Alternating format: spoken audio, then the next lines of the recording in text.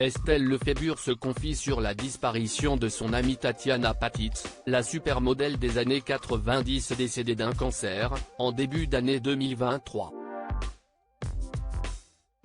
Une perte terrible. À 57 ans, Estelle Lefébure a un quotidien bien rempli.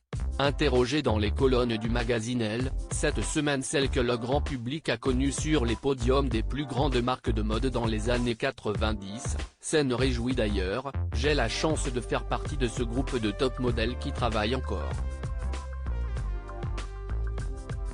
Et d'ailleurs, je suis heureuse d'être l'égérie de la marque Mixa depuis près de 28 ans.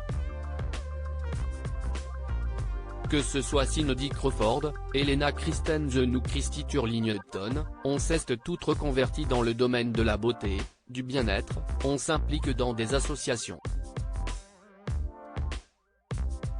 Vieillir CIST aussi grandir remarque TL.CIST encore très douloureux. Mais en début d'année, la famille des supermodèles a justement perdu l'un de ses visages phares en la personne de Tatiana Patitz. La mannequin allemande de 56 ans est décédée des suites d'un cancer du sein très agressif, le mercredi 11 janvier 2023. Un deuil dont Estelle Lefébure a beaucoup de mal à se remettre, CIST encore très douloureux. Malgré la distance, j'étais resté très proche de Tatiana Patitz, on avait la même passion des chevaux, de la campagne. On parlait la même langue, confie-t-elle à nos confrères. Le symbole européen du chic péré lors d'un concours de mannequins d'élite à Stockholm en 1983, Tatiana Patitz était effectivement une cavalière émérite.